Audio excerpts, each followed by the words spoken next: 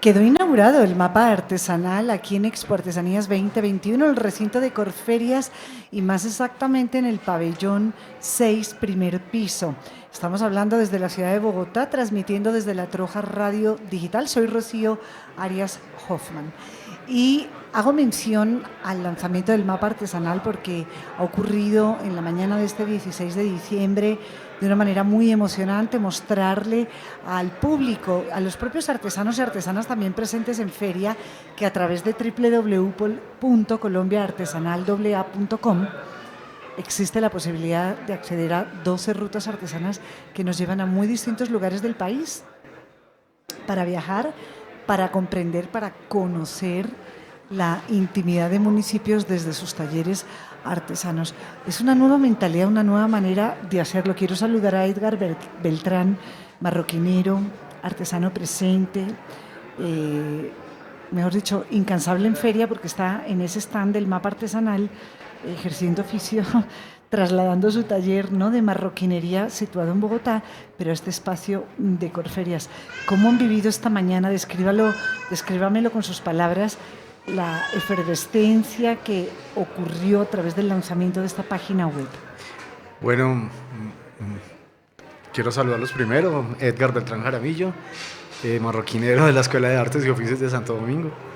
Y pues para mí ha sido algo impactante desde lo más profundo, porque pues que nuestro taller tenga una visibilidad a través de una página tan grandiosa como la que elaboraron ahora en esta ruta artesanal, pues yo creo que es muy importante, porque casi que todos los talleres son talleres ocultos, son talleres que su visibilidad es mínima, ¿no?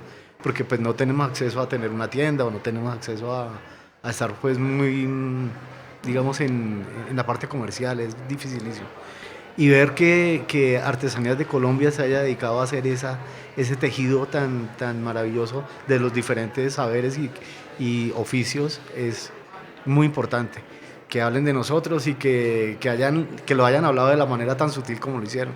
Entonces me parece muy importante. Tienes razón, Edgar, porque estamos hablando de unos relatos que encadenan 76 voces, 76 talleres, en una coordinación editorial a cargo de Dominique Rodríguez, en una dirección general de María Paula Díaz del Castillo, realización de Andrés Martínez. Se ha ido a territorio, se ha ido a todos los lugares para reconstruir esta historia. Edgar, le voy a invitar a que viajemos por este mapa artesanal que, como les digo, recoge 76 historias, pero una de las rutas vamos a detenernos en Antioquia, en el taller de los Agudelo, dedicados a la huernilería, hermanos suyos por allá en Tierra Paisa. Aquí está. Los Agudelo, Darío, Rubén Darío, Alejandra y Carolina. Don Darío no puede dejar de pasar por el taller a diario, pues el olor del cuero lo llama. Aunque tiene claro que ese legado que aprendió hace más de 70 años está garantizado en las hábiles y disciplinadas manos de su hijo Rubén Darío y de sus nietas Alejandra y Carolina, sentir un carriel en sus manos le inyecta vida, porque sabe que cada una de esas refinadas piezas de guarnielería carga la tradición de un pueblo, ni más ni menos que del antioqueño. Es la historia del arriero, conquistador y andariego en una pieza. Y es que nadie podría imaginarse lo que es un carriel hasta que lo ve. Y allí lo entiende todo, porque es un mundo. Es el contenedor de las historias, el escaparate paisa, como lo llama Rubén Darío. Uno que trasegó en aquellos tiempos en donde se andaba a caballo y solo existía el ferrocarril por el límite de Antioquia con el Cauca.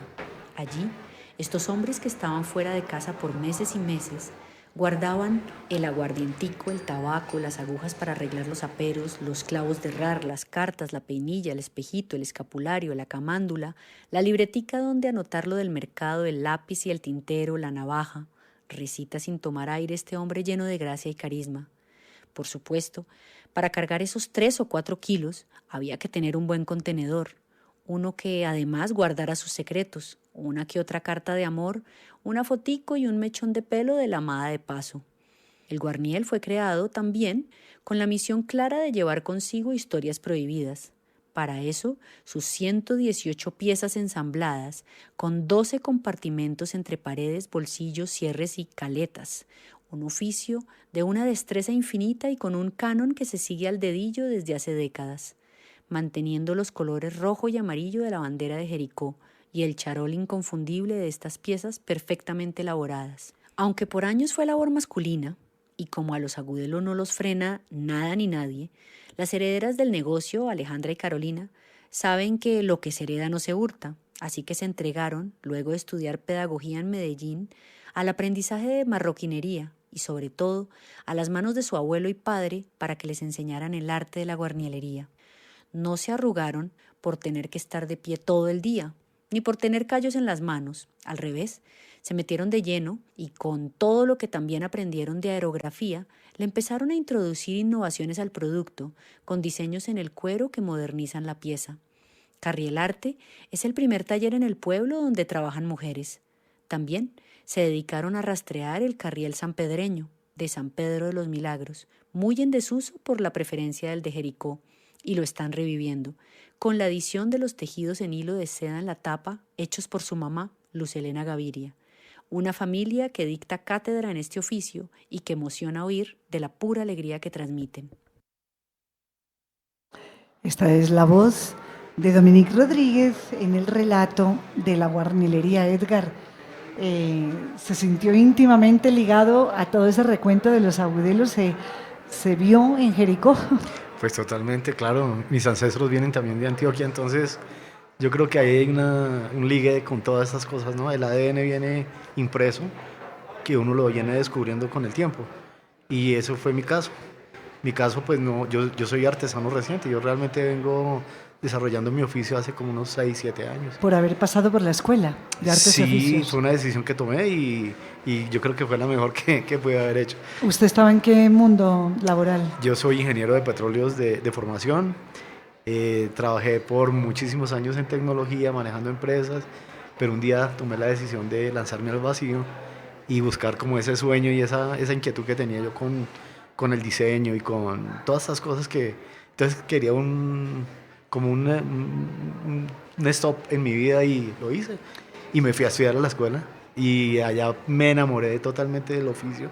Y pues viendo todos estos relatos de Antioquia, el cuero que tiene que ver con todas estas, con la historia de Colombia, porque realmente los colonos que llegaron a Antioquia llegaron con todos estos saberes, estos oficios. Inclusive vámonos un poquito más atrás porque en la Colombia prehispánica hay vestigios de la elaboración de piezas en cuero, sí. Inclusive la cultura guane de Santander con los cascos, sí. ¿Verdad? Que tenían algunos plumaje, pero en esa época la cultura prehispánica no existía la curtiembre, por tanto eran productos perecederos y en su oficio evidentemente la manera de curtir, de conservar el cuero cambió totalmente. El derrotero lo convirtió en un oficio y eso sí coincide con la época de la colonia. Sí, correcto. Pues el cuero, como ha sido el material primario que ha acompañado al ser humano desde sus orígenes, pues yo creo que ha sido el material más noble que ha podido existir, que de pronto ha sido un poquito mal interpretado, pero hoy en día, digamos, con todas estas cosas que tienen razón, digamos, en la forma de cómo se curte y de los químicos que se utilizan, pero pues cuando hay un curtido responsable, que es lo que ya estamos haciendo en Colombia, afortunadamente. Legislado, ¿no? Sí, legislado. En algunas partes todavía pues falta que... Pero digamos que la zona de Bogotá, recordemos, Edgar Beltrán tiene su taller en La Candelaria, barrio histórico de la ciudad, y la implementación de la norma legal ha sido absolutamente drástica. Una pregunta rápida, porque vamos a saludar a las demás invitadas, y es, ¿usted tiene curtiembre propia o hace cadena justamente en el ecosistema? No, yo hago cadena, yo tengo mis proveedores de cuero, que trato de buscar los proveedores que sean lo más sostenibles, lo más cero cromo posible. ¿Piel local o también importa?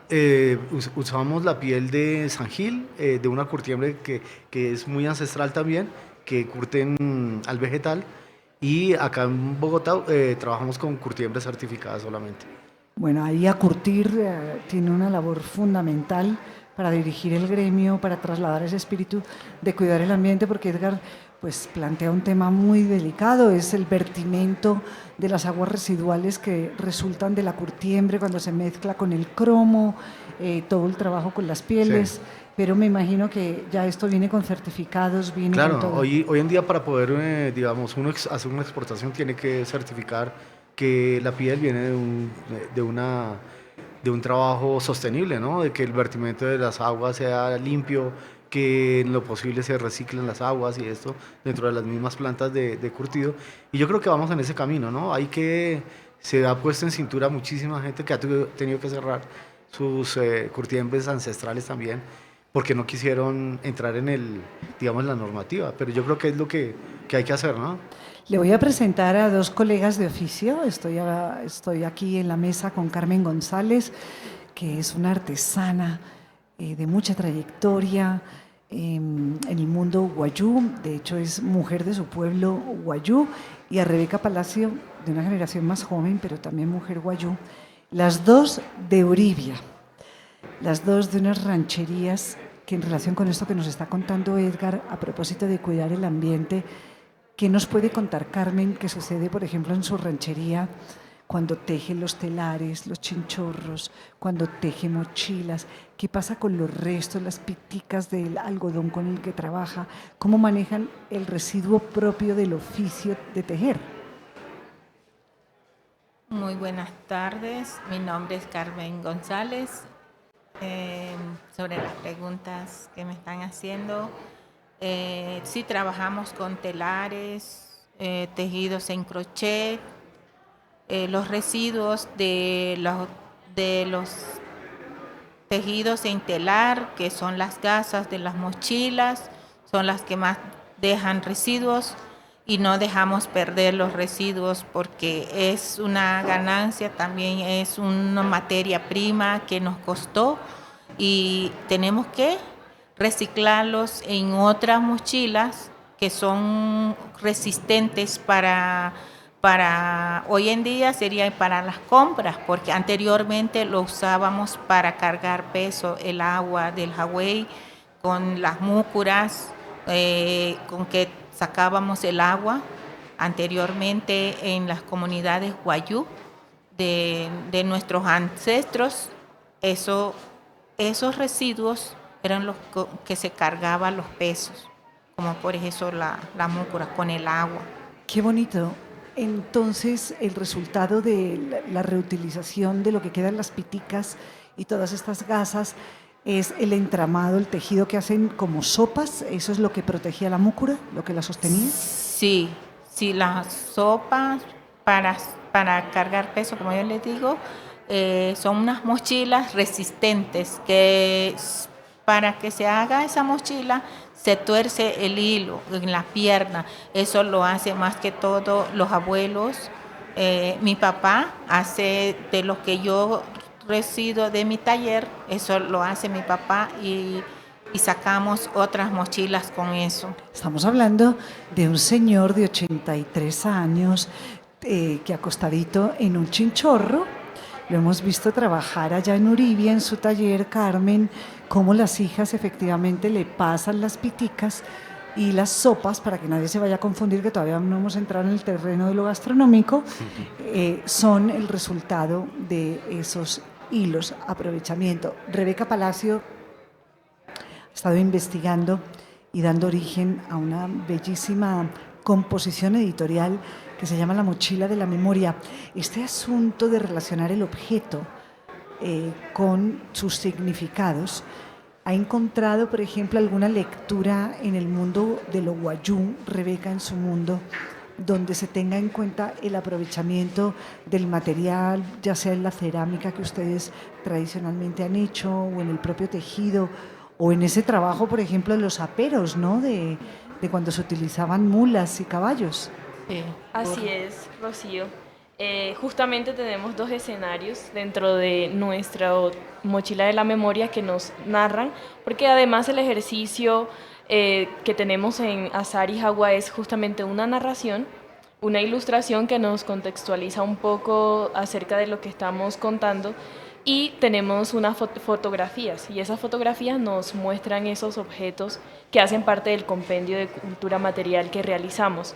Entonces, si me permites, voy a compartirte uno de estos escenarios y nos encontramos con dos formas de hilar. Uno es el hilado en pierna y el otro es hilado en mano. El hilado en pierna, en este caso, la historia nos está hablando de una mujer llamada Machón, que es cariñosamente como se le llama a las mujeres grandes de nuestra casa. Y la otra tiene que ver con el hilado en mano y nos cuenta acerca de un trabajo que se hace para los aperos, como justamente tú lo acabas de mencionar. Entonces dice de la siguiente manera, Asuktaha, hilar. Machón se encuentra adentro, trabaja como de costumbre. Hay pedazos de hilos a su alrededor, hilos que otrora pudieron haber sido mochilas de viaje, sacos, restos de chinchorros, en fin, todo aquello que puede tener una segunda vida. El sukta parece divertido en su oficio, no para de girar, y mientras gira, los pedazos de hilo dejan de serlo y se van uniendo con cada vuelta. Ya no serán más pedazos, serán transformados en un chinchorro o una mochila, o aquello que Machón imagina en sus pensamientos. A ver, Edgar. Impresionante, ¿eh? Además,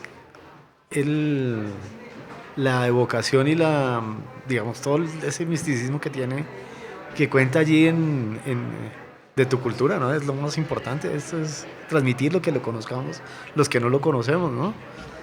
Entonces me parece muy lindo. Es la cosmovisión del Sí, claro. pueblo wayú, que además es la propia comunidad, ¿no? Las mujeres, los hombres, los que se encargan de protegerla de generación en generación. De hecho, aquí Carmen González, usted con su hermana y con su papá habla en wayunaiki, ¿no? En la Sí. casa. Sí, Rocío. Hablamos en nuestra lengua materna, es el guayunaiki. ¿Qué es lo primero que conversa con el papá por la mañana, teniendo en cuenta que él es un adulto mayor, que hay que consentirle, que hay que cuidarle? ¿Cómo le habla en wayunaiki? ¿Qué le dice, por ejemplo? En la mañana, el saludo de la mañana es preguntar qué fue lo que soñó. Vamos a decir buenos días, dice. ¿Cómo le Ama dice? ya, pero después, así como, ¿qué fue lo que soñó anoche? ¿O durmió bien?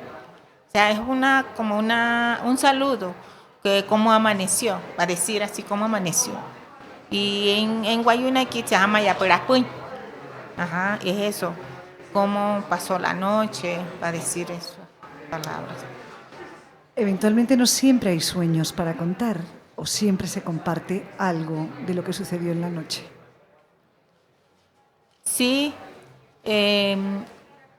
hay veces que, o sea, cuenta cómo pasó la noche. A veces dice, no, yo casi no dormí bien. Que eso es parte Este, del sueño no sueño. Sí, ajá. Rebeca, ese impulso a entrar en el mundo, digamos, en el mundo del inconsciente, que es el que sucede cuando estamos dormidos. Pero la manera de ser conscientes en esa madrugada wayún, cuando las mamás, las abuelas le preguntan a las hijas, a los hijos que han soñado, acostumbra a qué, a las personas, a los jóvenes, que usted es de esa generación, a pensar en esa otra dimensión del sueño, ser más conscientes quizá del tiempo. Así es, y es que el sueño es un abuelo. El sueño es quien nos permite a nosotros saber vivir. Si nosotros no soñamos, no podemos saber cómo vamos a vivir. Por eso es tan importante. Entonces, el abuelo sueño nos ama tanto que en cada uno de nuestros encuentros nos avisa sobre lo que puede suceder, nos advierte o también nos cura. A veces se buscan como los remedios para las enfermedades y no se sabe y lo soñó. O se buscan las respuestas y lo soñó.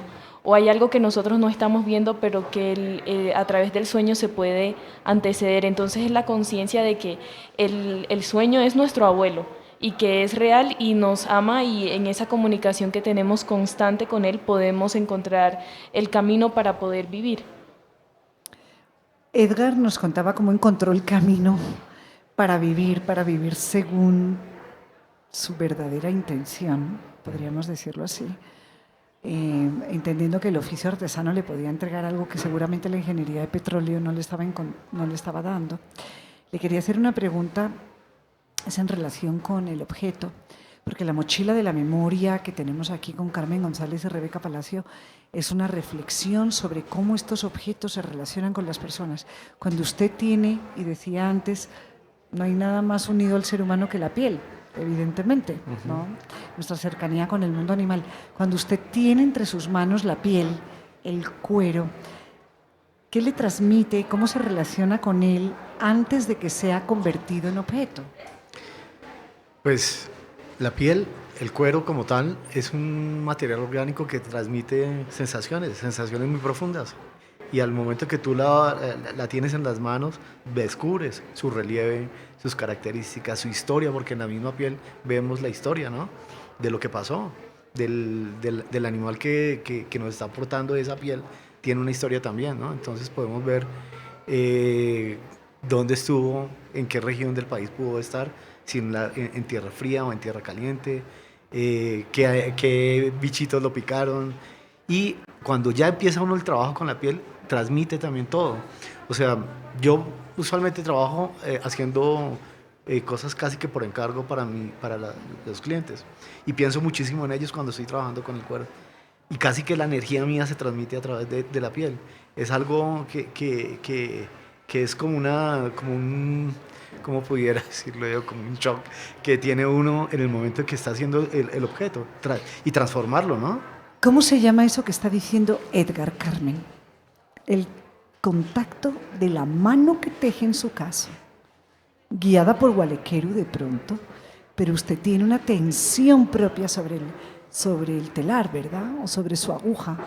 ¿Cómo se llama eso que estaba diciendo Edgar, que ustedes entre artesanos se entienden? Sí, estaba pensando en que todo el oficio de la artesanía, o sea, como él estaba hablando, o sea, es como me estuviera transmitiendo esa emoción que yo también siento al trabajar mi tejido. Igual siento esa emoción, no sé cómo se llamará, pero es una emoción que uno siente, ese amor por el trabajo y pensar que pues, esa mochila, o como transmitir el amor propio al cliente, como, o sea, uno se imagina ese cliente cuando recibe ese producto, esa emoción que va a sentir él al cargar ese producto encima de él, y uno, cuando uno lo vea, un producto hecho por uno, por las manos de uno, uno se emociona, pero ¡ay, qué lindo! Mira, esa mochila lo hice yo. Uno se emociona al ver ese producto, cuando uno lo vea cargado en el cliente. O sea, una emoción tan grande que uno mismo entiende, o quizás no hay palabras para decir qué se siente al hacer un producto. Un amor tan grande que uno siente en...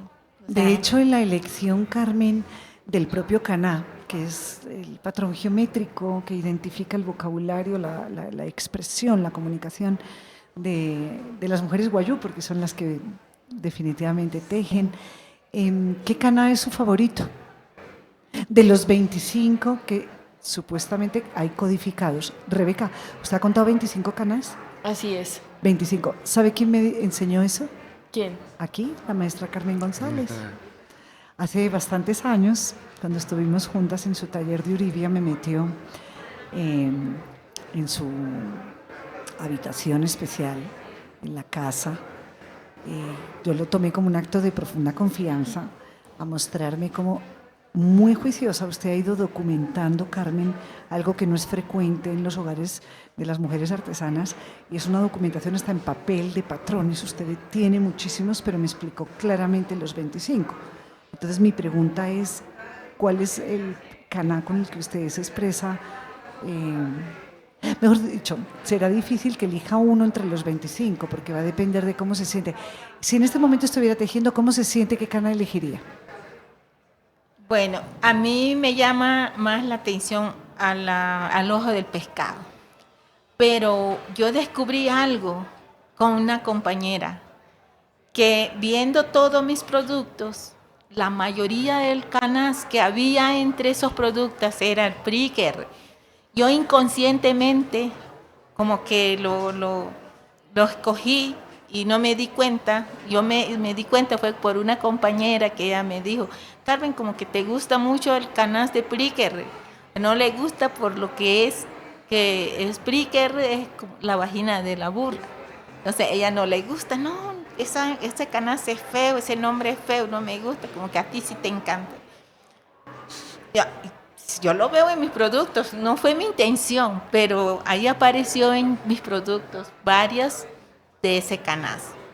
Rebeca, en sus relatos que ha ido recopilando y ayudando a hacer toda esta investigación antropológica, ¿no? Como viene de su formación, además profesional, ¿se ha encontrado que los canás están relacionados de una manera específica con unas mujeres tejedoras o con otras?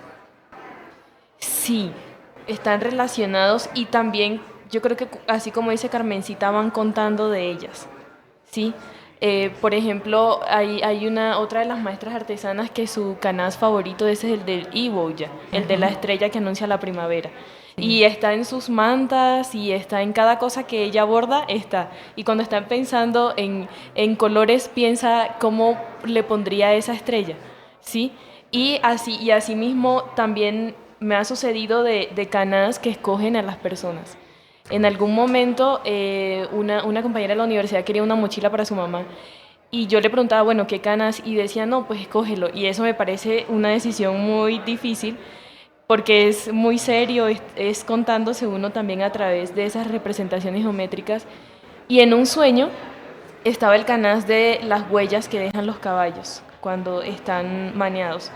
Y había una mujer allí, entonces yo digo, bueno, este va a ser el canás para su mochila. Y luego cuando conozco a su mamá, era la mujer del sueño.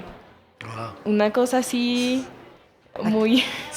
Aquí Edgar se están quedando encantado. Edgar, ¿usted ha ido a La Guajira? Claro, estábamos hablando previamente con Rebeca y con Carmencita, que ya he estado varias veces porque adoro esa región y el pueblo, ¿no? Pues, su cultura es tan auténtica y tan maravillosa que ¿Dónde ha estado en La Guajira? he ido hasta Cabo de la Vela, pero he estado entre todos los pueblos, a Uribia, Maicao, bueno, de ahí para allá, ¿no?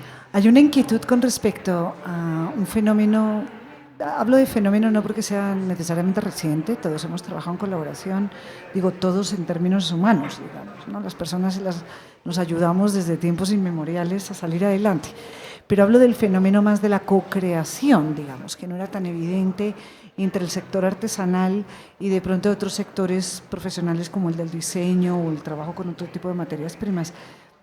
¿Usted ha sentido pulsión como marroquinero para trabajar desde el cuero, que se hable con otras fibras, con otras materias primas? ¿Cuáles serían? Totalmente, es como el principio básico fue el cuero, pero el cuero marca un derrotero que se complementa perfectamente con otros materiales, con otras cosmovisiones como la que pueden plantear nuestro pueblo guayú, pero siempre respetando totalmente su cosmovisión, porque es que el alterar, digamos, entrar y mezclar cosas sin un propósito muy serio puede alterar y puede dañar, ¿no? Entonces yo creo que hay que tener un respeto y hacerlo en conjunto, no que yo te encargo y que luego yo me encargo de hacer mi diseño, no. Ese diseño tiene que ser en conjunto porque es respetando las dos, ¿no? Tanto el oficio del tejedor como el oficio del marroquinero, porque si no el resultado es desastroso, ¿no? De acuerdo. Mucho cuidado con, digamos, con pensarse en colaboraciones, porque la palabra co-creación tiene implícitas también unas normas y unos acuerdos. Sí, total. Y entonces hay que respetar, por ejemplo, el diseño es único, ¿no? Entonces cuando llega alguien y altera por su propio ego una historia o una cosmovisión que ni siquiera entienden, porque pues yo no sé leer, por ejemplo, una mochila, lo que estaban hablando ahorita, ¿sí? Entonces, entrar a apropiarse de eso es delicadísimo. No, de hecho, yo creo que y usted con la sensibilidad de haber ido a La Guajira, una de las cosas que sí aprendes es que estas decisiones no son puramente estéticas. Yo creo que hay que cada vez hacerle énfasis a la audiencia en que adquirir una pieza guayú no tiene que ver solamente con la estética, porque obviamente hay un mundo cromático y un mundo de calidad absolutamente fantástico, sino que tenemos que ir un poco más allá. ¿A usted le ha elegido alguna vez un cana, Rebeca? Bueno, yo he elegido el canás. Ah. En mi caso ha sido justamente de las huellas, porque yo crecí viendo caballos en casa, que ya hoy uno no ve un caballo solamente si se adentra mucho, pero era el tiempo en que yo veía a mi abuelo en tiempos de descanso, ¿no? Preparando hebras de la crin del caballo, porque eso se usaba también para elaborar sus aperos, y era algo absolutamente maravilloso poder verles a ellos en sus tiempos de descanso elaborar este tipo de piezas. Entonces, cada vez que yo veo ese canás, es ver a mi abuelo, ver a mis tíos y ver esa ranchería donde habían caballos, que ya no hay caballos. Quería completar la anécdota, es que justamente una de las cosas aprendidas es que yo sí he dejado que los canás me elijan a través de las maestras artesanas. Siempre me preguntan delicada qué colores le gustan, pero a partir de ahí uno ya no tiene la última palabra. Quisiera que Rebeca nos leyera el último fragmento de Mochilas de la Memoria para despedir esta franja de Venga le cuento, pero a Edgar rápidamente recordar que está en el pabellón 6, en el primer piso, ejerciendo su oficio, dando a conocer toda su materia prima en el stand del mapa artesanal. Y que Carmen González está aquí en el pabellón 3, segundo piso, ¿en qué stand? 507. Hay que visitar el 507, a Carmen, a su hermana y al bellísimo repertorio de canás y de mochilas y de piezas. Lo que no ha traído son guaireñas, las babuchitas, las zapatillitas, calzado de la mujer guayú. No las traje. Oiga, algo nos tenemos que inventar desde Moda Viva, porque las guaireñas son fascinantes, pero de pronto están pensadas para el desierto y tenemos que pensar cómo podríamos escalarlas al mundo de pronto urbano. Bueno, Hugo, en el proyecto en el que estamos, justamente tuvimos la visita de uno de los maestros que trabaja en cuero y que estaba haciendo como un perfeccionamiento del calzado, y lo tenemos allí también en el stand para los que quieran. ¿Cuál es el stand de Mochila de la Memoria? Estamos en el 515 y 517, en HitPie se llama nuestro stand, ¿Qué pabellón, perdón? en el 3. 3, segundo piso. Ya sabe. Nosotros estamos también en el 3, en el 605, pero en el primer piso. No, Acá. aquí son todos vecinos, todos se dialogan. Ya vamos a tener guaireñas hasta más soñadas con el trabajo de Edgar. De pronto se emocionan. Le dejo Pero total. la última fase del micrófono a Rebeca y con ella terminamos. Mochila de la Memoria. Sushen Hinturu, vestimenta de la niña. La mañana avanza, ya se han acercado los caminos.